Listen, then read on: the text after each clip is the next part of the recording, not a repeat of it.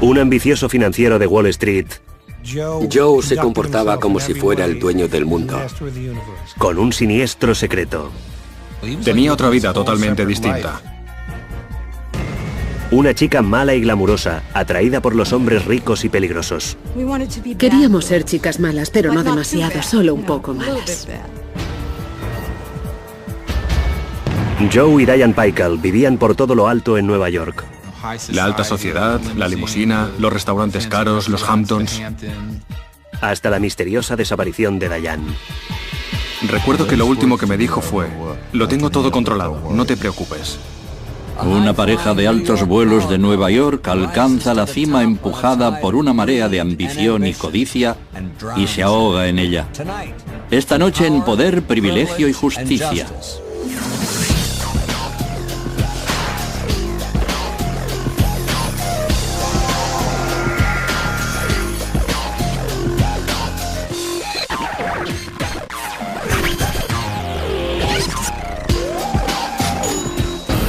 Crímenes imperfectos, ricos y famosos. Misterio en los Hamptons.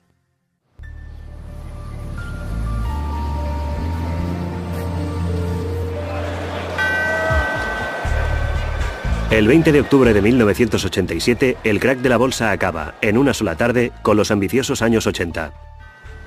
4 días más tarde, Diane Pickle, una mujer hermosa, rica y llena de glamour, se dirige hacia su residencia de verano para discutir de nuevo con su marido Joe, de quien se está separando.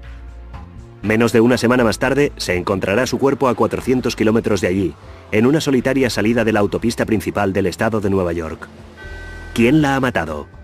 La respuesta provocará un escalofrío que se extenderá desde la parte baja de Manhattan hasta la selecta comunidad playera de los Hamptons, en Long Island. Joe y Diane Pickle eran una pareja conocida en Nueva York. Un financiero de altos vuelos y su esposa llena de glamour. Parecían tenerlo todo, pero su lujoso estilo de vida ocultaba una historia de perversión y locura.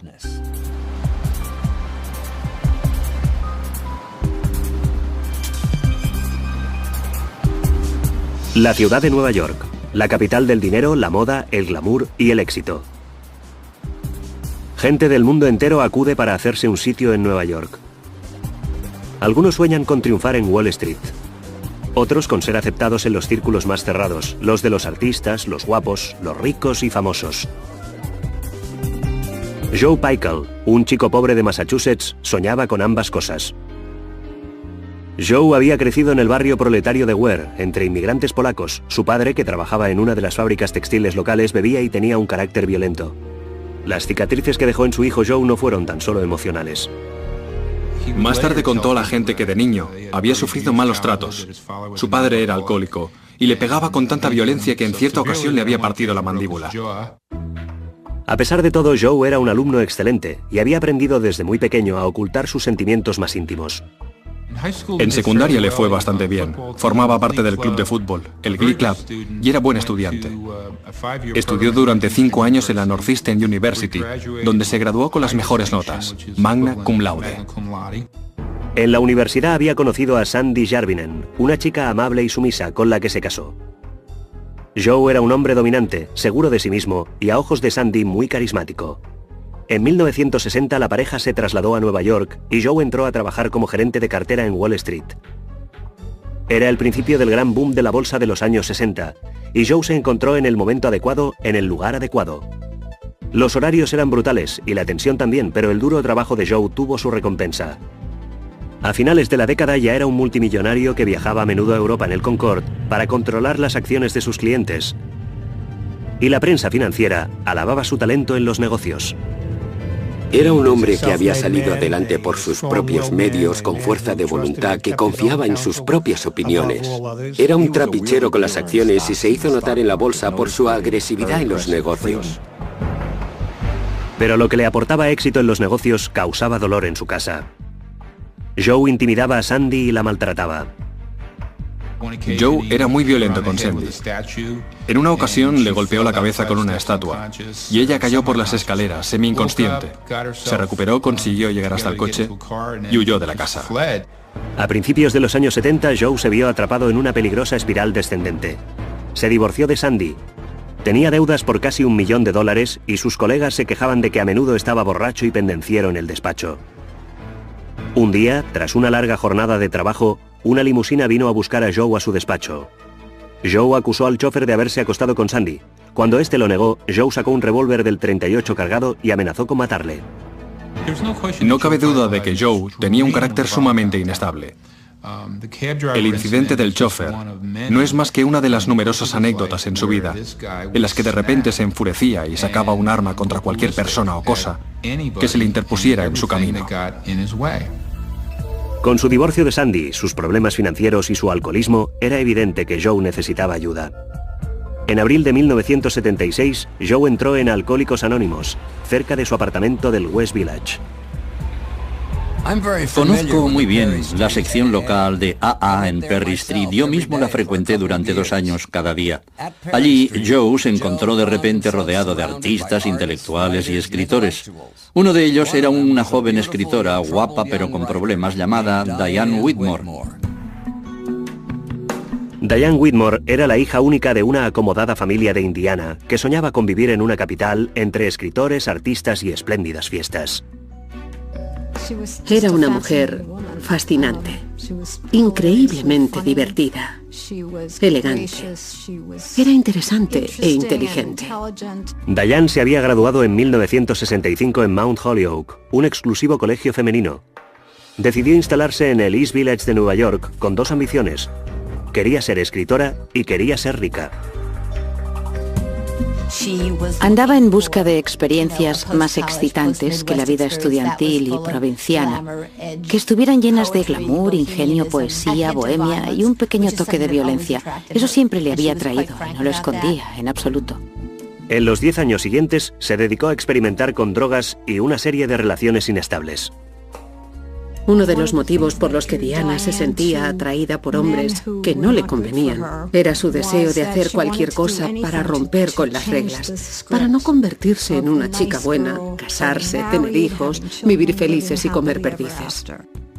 Pero tras una década intentando encontrarse a sí misma en Nueva York, Diane estaba divorciada, era adicta a las drogas y alcohólica en proceso de recuperación. Necesitaba cambiar de vida desesperadamente. Esperaba encontrar este cambio en Alcohólicos Anónimos. Y así fue. Conoció a Joe. Era obvio que tenía un lado oscuro, que la atrajo enseguida. Y a la vez, en aquella época, deseaba de veras casarse con un hombre rico. Él le ofrecía ambas cosas en el mismo paquete. Un paquete, por cierto, realmente explosivo. Era fantástica, era divertida, era sexy, tenía talento. Él no era especialmente atractivo. Estoy segura de que se quedó totalmente fascinado al verla. Y también pienso que, por desgracia, debió verla con los ojos de una especie de depredador que intuía una presa fácil. A los pocos meses de conocerse, Diane quedó embarazada. 2 meses más tarde, el 14 de julio de 1978, Diane y Joe se casaron. Al avanzar por el pasillo central de la iglesia, Joe y Diane creían dirigirse hacia una nueva vida, un nuevo principio, pero su matrimonio resultó ser un gran error, un error mortal. Después de la pausa, Diane descubre la vida secreta de su marido.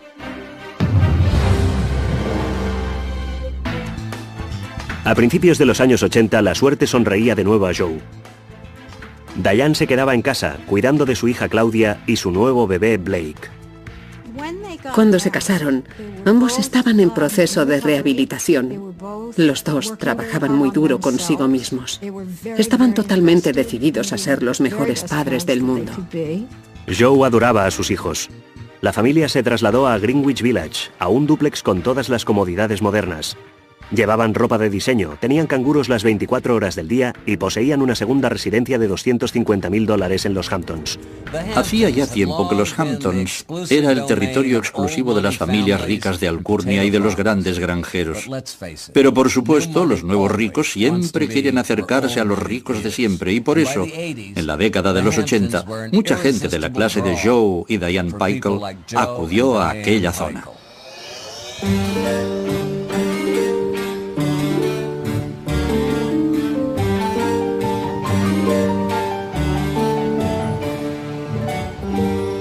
Con sus mansiones en primera línea de mar y su ambiente exclusivo, los Hamptons era una zona de moda entre los ricos y famosos como Calvin Klein, Christine Brinkley o Paul Simon. Y el refugio de los Paykel en Amagansett estaba al borde de este mundo exclusivo. Era el tipo de vida típico en los 80 entre la clase media alta con mucho dinero. Los niños iban a escuelas privadas. Ella había contratado un interiorista para decorar su apartamento de la ciudad y su casa de Amagansett. Diane estaba viviendo el tipo de vida que siempre había deseado. Pasaba los veranos en los Hamptons con los niños, mientras Joe se quedaba en Nueva York durante la semana y llegaba a Amagansett en limusina para pasar el fin de semana. Vista desde fuera, los Paykels parecían tener una vida perfecta. Era una pareja que lo tenía todo, y creo que todo el mundo daba por supuesto que las cosas solo podían irles mejor todavía. Pero los buenos tiempos se terminarían pronto. El lado oscuro de Joe, su carácter inestable y su complejo de superioridad pronto se pondrían de manifiesto. Joe se sentía realmente por encima de las reglas de la sociedad. Era una persona muy empecinada y se comportaba como si fuera el dueño del universo, como si estuviera por encima del bien y del mal. Como con su primera mujer, Sandy, Joe quería controlar por completo la vida de Diane. Pero Diane no era como la primera esposa de Joe. Diane era una mujer muy batalladora. En esta relación, los dos eran personas con mucho temperamento, que intentaban dominar al otro. Para una mujer resulta difícil ganar en una relación así, pero Diane no era ningún felpudo. Él le lanzaba la pelota y ella se la devolvía y las peleas iban subiendo de tono. Los peores ataques de Joe solían estar relacionados con los niños. Le parecía que pasaba demasiado tiempo fuera de casa y que abusaba de los canguros, de ayudas de todo tipo. Joe opinaba que ella era una madre demasiado despreocupada. No le gustaba su forma de criar a los niños. Era un tema que daba pie a encarnizadas peleas. A principios de 1987, tras casi 10 años de matrimonio, Diane parecía hacerlo todo mal en opinión de Joe.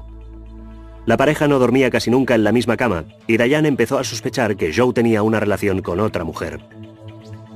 Pero estaba a punto de descubrir un secreto mucho más inquietante acerca de su marido.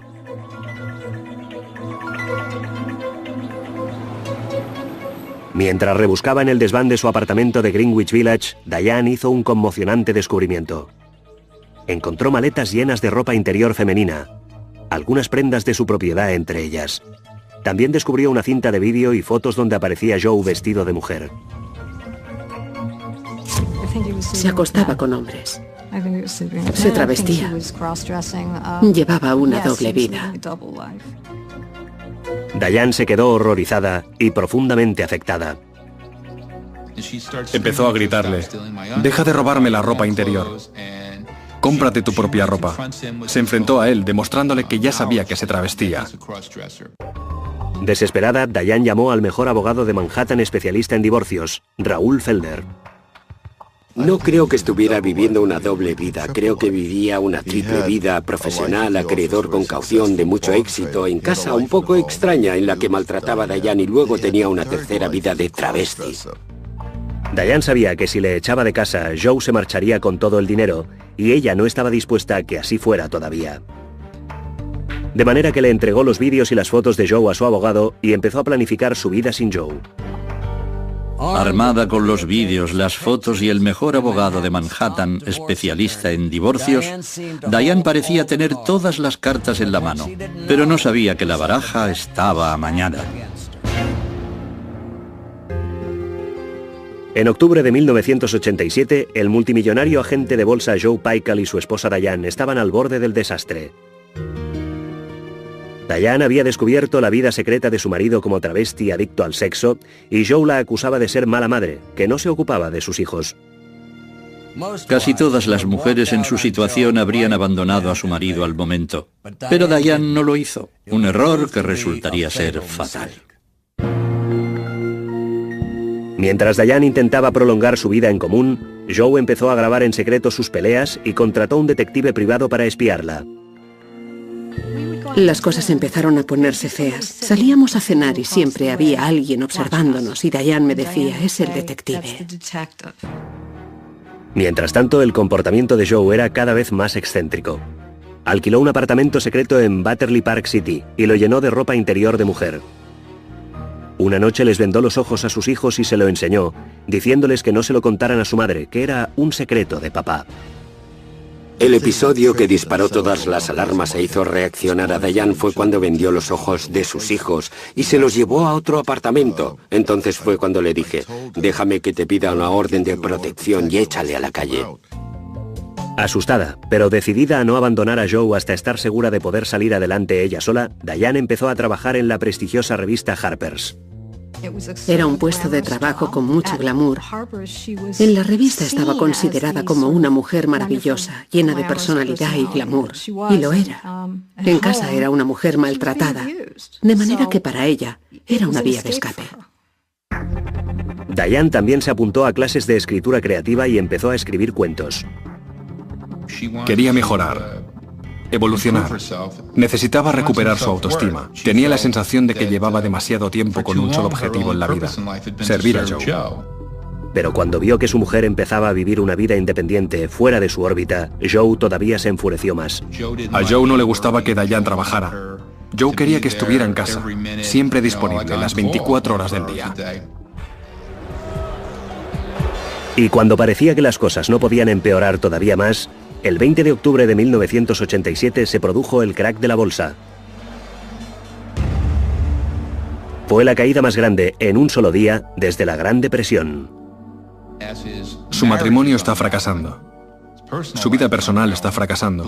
Y encima llega el lunes negro de la bolsa. Perdió tanto dinero que se sintió acabado. Pensó que todo había terminado. 3 días más tarde, Joe se encontró con su ex esposa Sandy en el restaurante Windows on the Wall, en el World Trade Center de Manhattan. Allí le pidió que se convirtiera en la tutora legal de sus hijos por si a él le sucedía algo, o si Diane tenía un accidente. Al mismo tiempo, Diane hacía planes para abandonar a Joe y llevarse a los niños.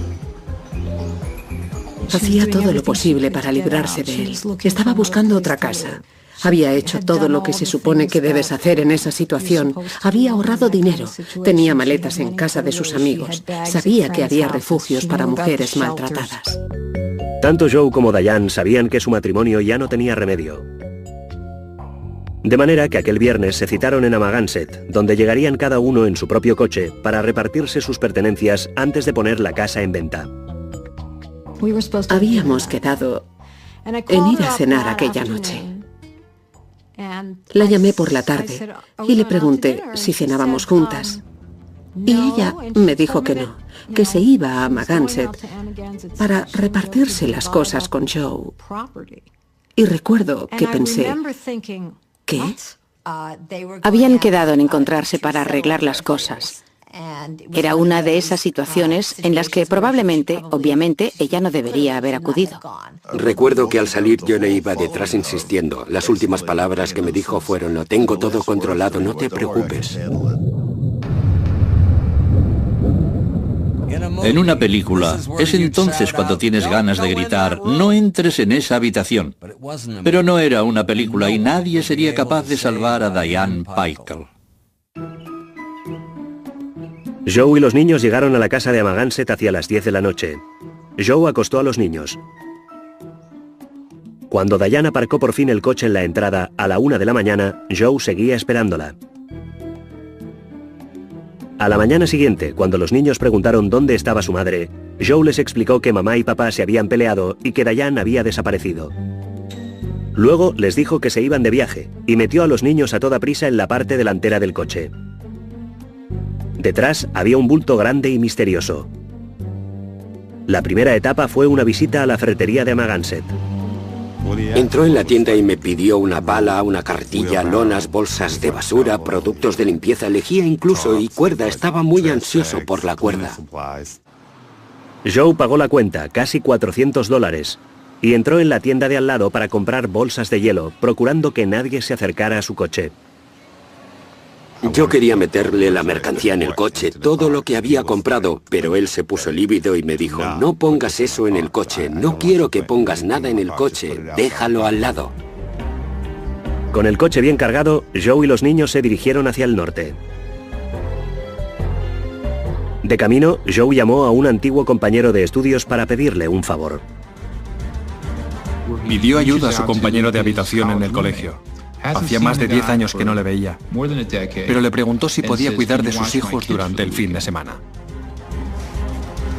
Tras conducir 250 kilómetros para dejar a sus hijos en casa de su amigo al norte de Nueva York, Joe siguió 300 kilómetros más para llegar a casa de su exesposa Sandy. Cuando por fin llegó, a las 4 de la mañana, enloquecido y desesperado, contó a Sandy que tenía que ocultar algo. Al principio, ella creyó que se trataba de alguna transacción financiera que Joe quería esconder, pero él le dijo que no, que quería enterrar algo en su patio trasero. A lo largo de la conversación, Sandy se dio cuenta de que estaba hablando de enterrar a Diane. Entonces, Joe confesó a Sandy que había matado a Diane y que llevaba su cadáver en el coche. Cuando Sandy se negó a ayudarle, regresó a Manhattan. Joe Pykel había perdido por completo el control. Un hombre que había sido adulado y considerado una especie de brujo de Wall Street y que de repente tenía que pedirle a su primera esposa que le dejara enterrar el cadáver de su segunda mujer en su patio trasero. ¿Qué más podía pasar? El lunes 26 de octubre de 1987, Joe se despertó en su apartamento de Nueva York. No cabía duda de que no iba a ser un lunes como otro cualquiera para Joe Pykel. En lugar de vestirse con uno de sus caros trajes italianos y dirigirse hacia su despacho de Wall Street, Joe no era ya más que un asesino y un fugitivo. Sus hijos seguían en el campo, en casa de su amigo, y el cadáver de su mujer seguía dentro del coche, aparcado en una calle lateral cerca de su casa. Llamó a la escuela de los niños para decir que no irían a clase aquel día. Luego inició su viaje de 2 horas para ir a buscarles. Pero primero tenía que deshacerse del cadáver de su madre. Al acercarse a la salida de Newburgh, vio una zona para aparcar en el arcén y supongo que se dio cuenta de que era seguramente su última oportunidad. Aparcó el coche, miró en la cuneta y dijo, tengo que deshacerme de esto. Joe estaba a pocos kilómetros de la casa donde estaban sus hijos cuando tiró del cadáver de su madre envuelto en lonas y lo arrastró 10 metros hasta una alcantarilla. Me pareció muy extraño que un hombre tan inteligente, tan respetado en el mundo profesional, hubiera tirado el cuerpo de su mujer en un lugar donde podían encontrarlo tan fácilmente. Tras recoger a sus hijos, Joe se dirigió hacia el tren de lavado de Stewart, en Newburgh. Parecía llevar días sin dormir. Estaba despeinado, con la ropa muy arrugada. Tenía realmente el aspecto de estar pasándolo muy mal. Joe pidió un servicio completo, un superlavado de $9, y parecía especialmente preocupado de que la parte de atrás del coche estuviera bien limpia, y dijo que pagaría lo que fuera para que se la limpiaran a fondo. Había una zona, si levantas el panel, en la parte de atrás del coche, que está más hundida. Insistió mucho en que quedara bien limpia, y no hacía más que volver una y otra vez para preguntarme si estaba muy sucia. Mientras le limpiaban el coche, Joe contaba a quien quisiera escucharle que se había peleado con su mujer. Empezó a contarme que su mujer le había dejado, que se había ido con un amante y que él había encontrado condones debajo de la cama, y que tenía que marcharse por un tiempo. Por eso se había llevado a los niños y se habían ido al campo. Cuando al cabo de 3 horas Joe y los niños se marcharon, los empleados del tren de lavado miraron en el container donde Joe había tirado varios objetos. Encontraron un cuchillo. Encontraron mucha ropa de mujer de tamaño muy grande, como de mujer muy grande, y zapatos de tacón de una talla también enorme. Les pareció tan sospechoso que llamaron a la policía local, que se presentó al momento en el tren de lavado. En cuanto vi el cuchillo y la cuerda y la ropa de mujer, me pareció muy sospechoso. Había tirado una foto de sus hijos. Yo también tengo un hijo rubio con los ojos azules y por un momento me impactó, me pareció muy extraño. ¿Por qué habría tirado eso? Joe no lo sabía, pero después de 2 días sin noticias de Diane, sus amigos se temían lo peor. Cuando me enteré que no había ido a trabajar, supe que estaba muerta. Lo supe y también supe que él la había matado.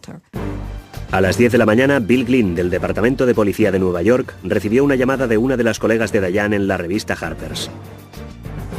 Insistió mucho. Dijo que estaba muy preocupada por la seguridad de Diane.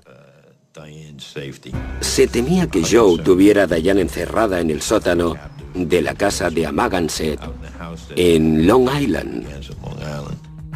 Pero poco después, Glynn recibió una llamada de Joe Pykel representando el papel de marido preocupado.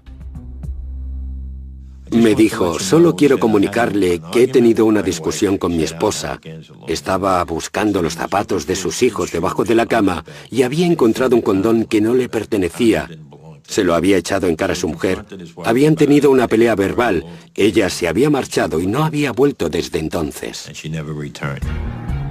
Joe prometió a Glynn que le llamaría si Diane no aparecía antes de que anocheciera, pero la policía decidió tenderle una trampa.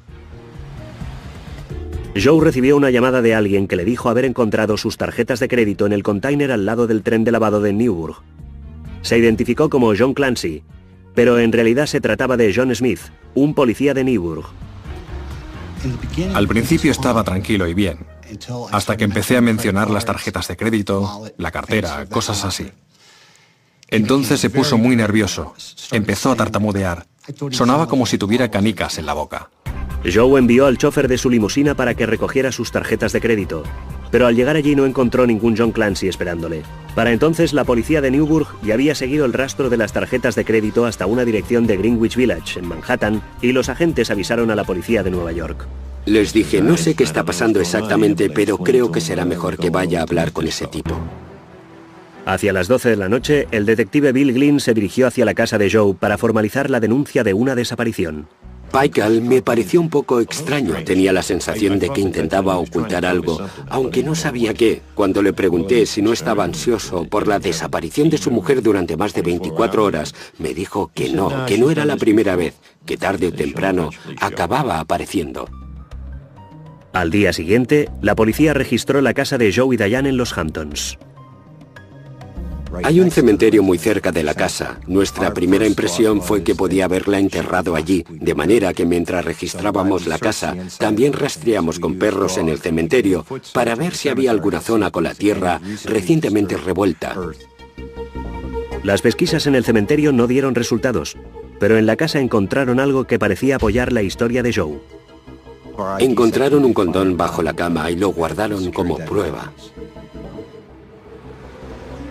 Pero al día siguiente, la policía recibió una llamada de unos trabajadores de mantenimiento de la autopista estatal de Nueva York. Recibí una llamada de comisaría diciendo que habían encontrado un cadáver junto a la autopista, que habían encontrado una mujer muerta en el kilómetro 90, milla 56,5.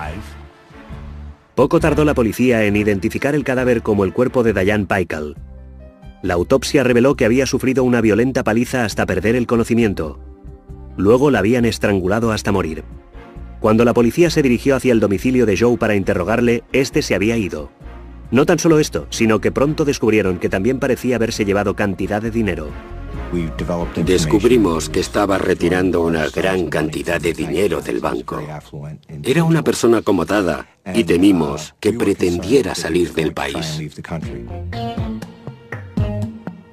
Finalmente, el jueves 29 de octubre, 5 días después de la desaparición de Diane, Joe Pykel fue detenido en el despacho de su abogado en Manhattan y conducido a la comisaría de Newburgh para ser interrogado. Con él, en el coche, viajaba también el detective Joe Tripodo. No hacía más que hablar de lo horrenda que era Diana, de los muchos amantes que tenía, según él.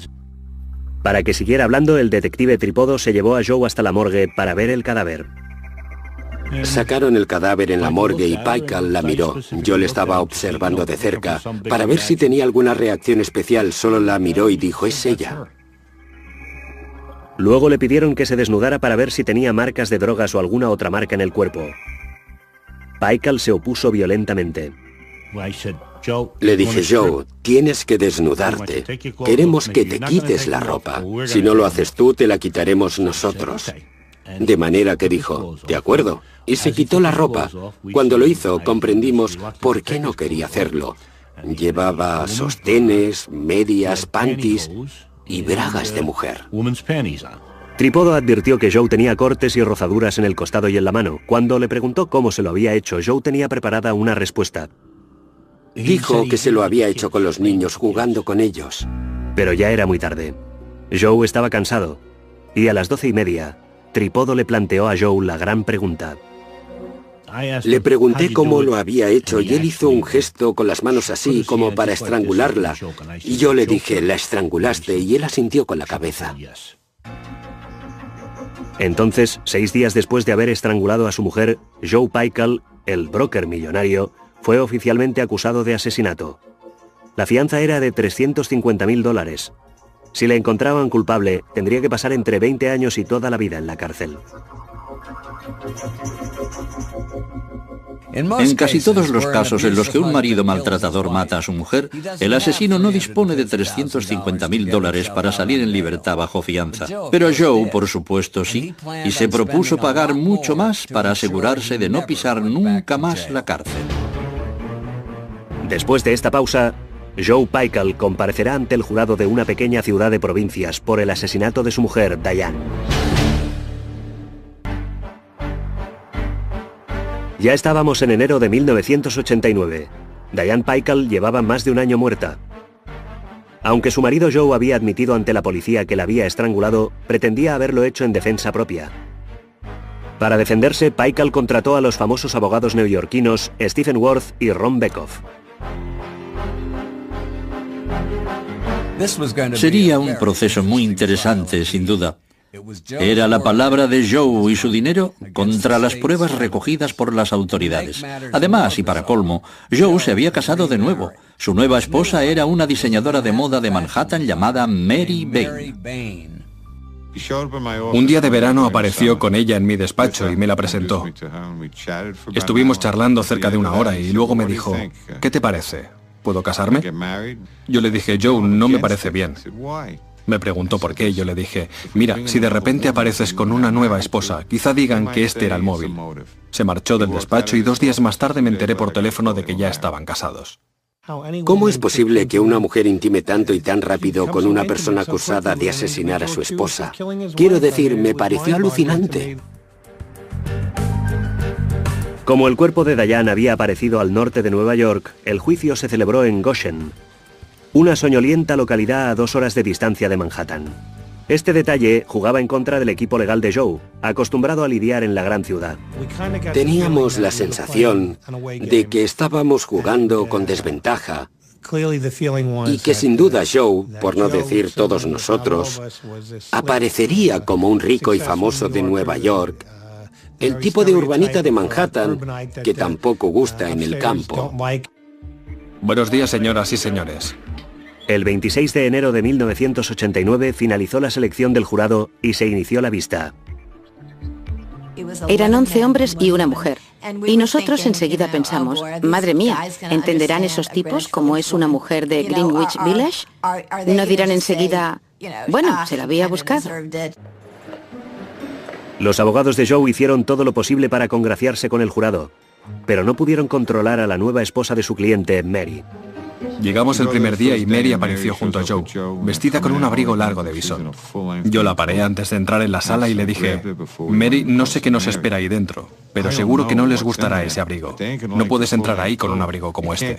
Ella dijo que de acuerdo, se quitó el abrigo y lo colgó. Al día siguiente Joe apareció solo y me tranquilicé, pero 1 hora más tarde, cuando todo el mundo ya había entrado y no había nadie afuera para detenerla, Mary entró en la sala del tribunal y estuvo allí sentada todo el día con el abrigo de visón puesto. Antes de que empezara el juicio, los caros abogados de Joe habían solicitado reuniones privadas con el magistrado para evitar que saliera a relucir cualquier elemento potencialmente negativo para su cliente. En primer lugar, el jurado no sabría que Joe llevaba ropa interior de mujer cuando fue detenido. ¿Se imagina lo que pensaría el jurado? Entre los miembros del jurado puede haber una abuela o un maestro de escuela, gente que no está acostumbrada a oír hablar de travestis. Les parecería muy raro y probablemente les influiría negativamente. Pero la acusación estaba tranquila. Tenían cantidad de pruebas para apoyar sus argumentos. Desde el principio estuvo muy claro que no se trataba del crimen perfecto. Queríamos presentar todo lo que había dicho Pykel ante el jurado para que se hicieran una idea clara de lo que había sucedido. En su exposición inicial, la acusación hizo regresar al jurado hasta aquella madrugada del 24 de octubre de 1987 y lo que había ocurrido cuando Diane había llegado a la residencia veraniega del matrimonio en los Hamptons. Joe se había enfrentado a Diane Pickle. La había acusado, sobre todo, de tener un amante o de engañarle. Dijo que ella, a su vez, empezó a levantarle la voz a su marido y que se enfureció, perdió el control y la estranguló. En el estrado, el detective Joe Tripodo contó el estremecedor momento en el que Joe había confesado haber estrangulado a Diane. Me miró y luego hizo este gesto con las manos, exactamente así. Yo le dije al señor Pickle, «La has estrangulado». Y él asintió. Le miré para observar su reacción. Y él me miró a mí como si dijera, «Bueno, eso es lo que ha pasado». Luego la acusación demostró con pruebas que tras estrangular a su mujer, Joe había cargado el cadáver en el coche y se lo había llevado hasta la cercana playa de Little Albert's Landing, donde había intentado enterrarla. No lo consiguió y Joe, frustrado, se marchó dejando el cadáver allí. La acusación aseguró que había regresado temprano a la mañana siguiente, lo había envuelto con unas lonas y lo había cargado en el coche antes de salir en busca de sus hijos. Su hija tenía 8 años y su hijo 4 y emprendió con ellos un largo viaje desde Amagansett en Long Island durante más de 3 horas y media con el cadáver de su madre en el vehículo. Metódicamente, la acusación fue presentando el resto de pruebas. Las pertenencias de Diane encontradas en el contenedor cerca del tren de lavado, su cuerpo hallado a 10 minutos de allí, la brutal paliza sufrida por Diane antes de morir. La acusación estaba convencida de que sus argumentos serían imbatibles. Teníamos las declaraciones de Joe admitiendo haber estrangulado a Diane y muchas pruebas circunstanciales para establecer el motivo. Pero durante todo el proceso, Joe parecía extrañamente indiferente. La acusación se preguntaba qué se traerían entre manos los abogados de Joe. Pronto descubrirían que el recurso que se habían reservado era el mismísimo Joe, declarando en su propia defensa. Hacer subir al acusado al estrado es algo bastante peligroso que casi todos los abogados defensores evitan. Pero la declaración de Joe resultaría ser mucho más peligrosa de lo que nadie hubiera imaginado.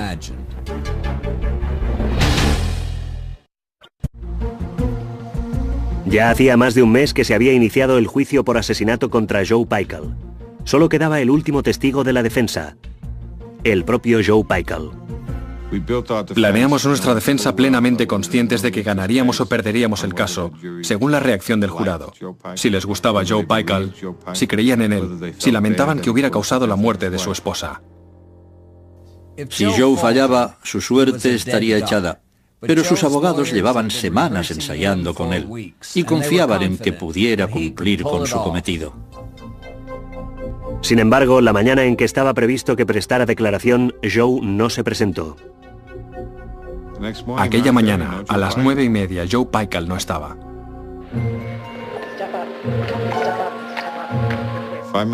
5 minutos antes de las 10, entra de repente tambaleándose en la sala del tribunal con Mary.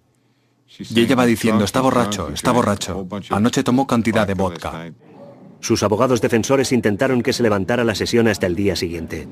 El juez rechazó mi petición, dijo que nos daba 1 hora para que tomara café y que seguiríamos. De manera que poco antes del mediodía, Joe Pickle subió al estrado. Habíamos estado horas y horas repasando la historia una y otra vez, y hablando de sus gestos y actitudes. Algunos días lo hacía tan bien que casi se nos saltaban las lágrimas. El Joe Pickle que prestó declaración era un borracho perdido. Empezó fatal. Fue una gran decepción. Casi me pongo a beber yo también. Según el testigo, usted dijo, se lo merecía.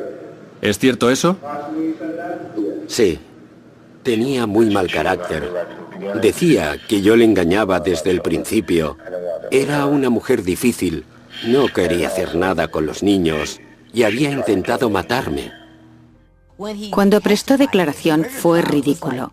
Ya no me acuerdo exactamente de lo que dijo en su defensa, pero más o menos era que ella me atacó, que fue un accidente. Esos dos abogados deben haber trabajado muy duro para encontrar la manera de que pareciera un accidente. Para sustentar el argumento de la defensa propia de Joe, sus abogados mostraron fotos con el corte en la espalda, diciendo que Diane le había atacado con un cuchillo, un corte que en un principio Joe había dicho haberse hecho jugando con sus hijos. Lo más asombroso de la declaración de Joe fue que era absolutamente increíble. Era imposible que el jurado se lo creyera. Creo que en aquel momento todo el mundo pensó que aquel hombre estaba acabado. No creo que el jurado se lo creyera ni por un momento. Aunque no hubiéramos tenido otras pruebas de su culpabilidad, con esta habría bastado, porque era obvio que estaba mintiendo. Señores del jurado. Al día siguiente, el jurado anunció su veredicto. Estábamos jugando las cartas delante de la sala del jurado y nos llegó la noticia de que ya había veredicto. Era el día siguiente. Entramos en la sala, le miré y él me dijo, buena suerte, y le contesté, ¿para mí? Buena suerte para ti, Joe.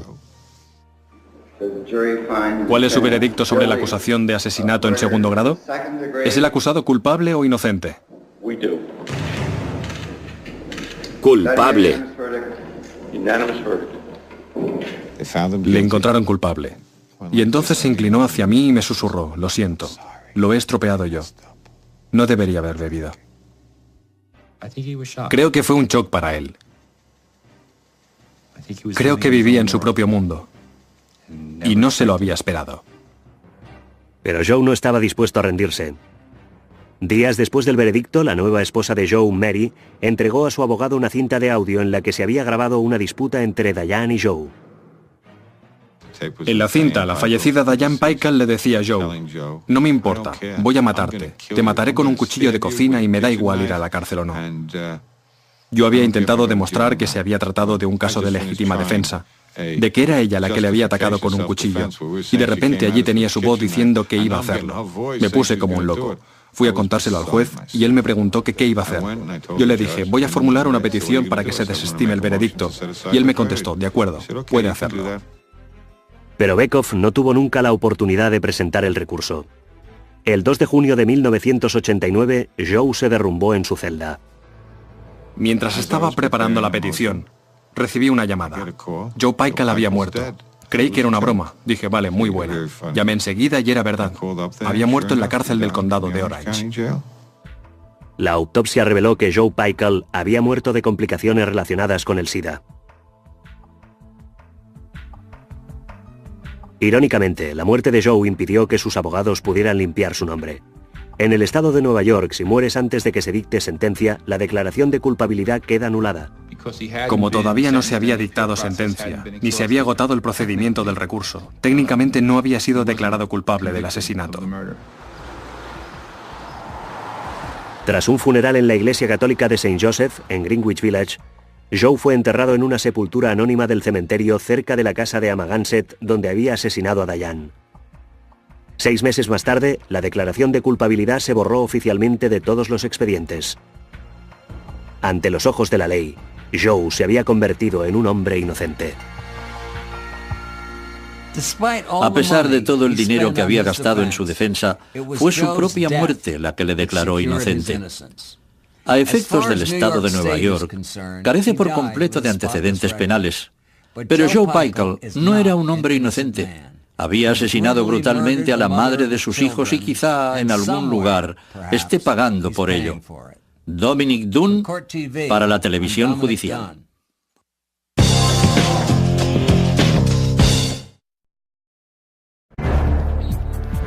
Un ambicioso financiero de Wall Street, Joe se comportaba como si fuera el dueño del mundo. Con un siniestro secreto. Tenía otra vida totalmente distinta. Una chica mala y glamurosa, atraída por los hombres ricos y peligrosos. Queríamos ser chicas malas, pero no demasiado, solo un poco malas. Joe y Diane Paykel vivían por todo lo alto en Nueva York. La alta sociedad, la limusina, los restaurantes caros, los Hamptons. Hasta la misteriosa desaparición de Diane.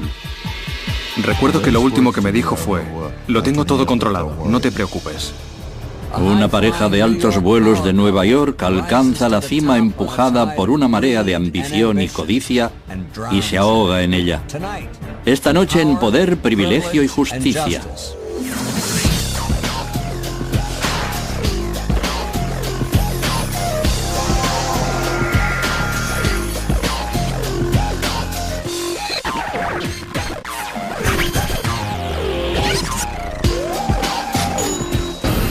Crímenes in Nueva York, la capital del dinero, la moda, el glamour y el éxito. Gente del mundo entero acude para hacerse un sitio en Nueva York. Algunos sueñan con triunfar en Wall Street. Otros con ser aceptados en los círculos más cerrados, los de los artistas, los guapos, los ricos y famosos. Joe Pykel, un chico pobre de Massachusetts, soñaba con ambas cosas. Joe había crecido en el barrio proletario de Ware, entre inmigrantes polacos. Su padre, que trabajaba en una de las fábricas textiles locales, bebía y tenía un carácter violento.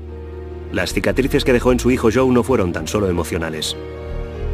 Más tarde contó a la gente que de niño había sufrido malos tratos. Su padre era alcohólico y le pegaba con tanta violencia que en cierta ocasión le había partido la mandíbula.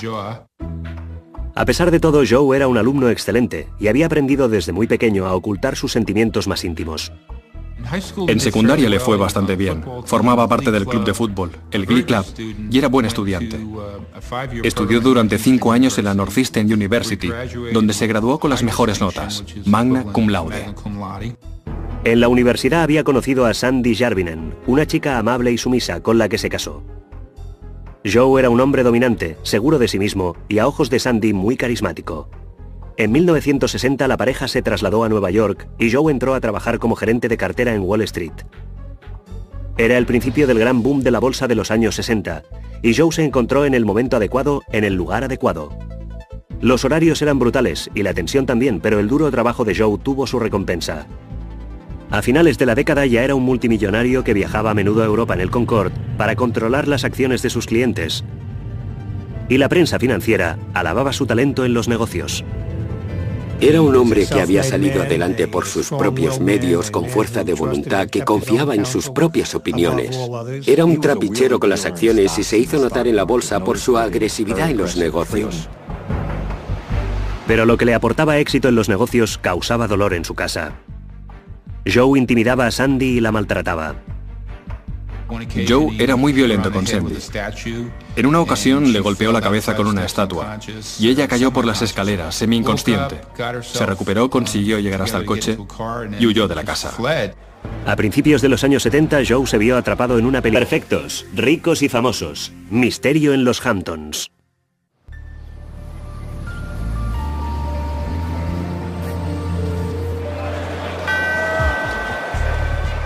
El 20 de octubre de 1987, el crack de la bolsa acaba, en una sola tarde, con los ambiciosos años 80. 4 días más tarde, Diane Pykel, una mujer hermosa, rica y llena de glamour, se dirige hacia su residencia de verano para discutir de nuevo con su marido Joe, de quien se está separando. Menos de una semana más tarde, se encontrará su cuerpo a 400 kilómetros de allí, en una solitaria salida de la autopista principal del estado de Nueva York. ¿Quién la ha matado? La respuesta provocará un escalofrío que se extenderá desde la parte baja de Manhattan hasta la selecta comunidad playera de los Hamptons, en Long Island.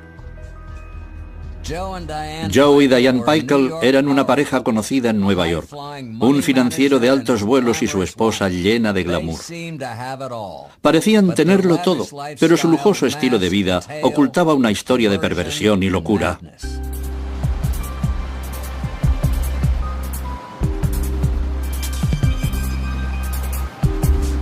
La ciudad de Nueva York, espiral descendente. Se divorció de Sandy. Tenía deudas por casi $1 millón y sus colegas se quejaban de que a menudo estaba borracho y pendenciero en el despacho. Un día, tras una larga jornada de trabajo, una limusina vino a buscar a Joe a su despacho. Joe acusó al chofer de haberse acostado con Sandy. Cuando este lo negó, Joe sacó un revólver del 38 cargado y amenazó con matarle. No cabe duda de que Joe tenía un carácter sumamente inestable. El incidente del chofer no es más que una de las numerosas anécdotas en su vida, en las que de repente se enfurecía y sacaba un arma contra cualquier persona o cosa que se le interpusiera en su camino. Con su divorcio de Sandy, sus problemas financieros y su alcoholismo, era evidente que Joe necesitaba ayuda. En abril de 1976, Joe entró en Alcohólicos Anónimos, cerca de su apartamento del West Village. Conozco muy bien la sección local de AA en Perry Street. Yo mismo la frecuenté durante 2 años cada día.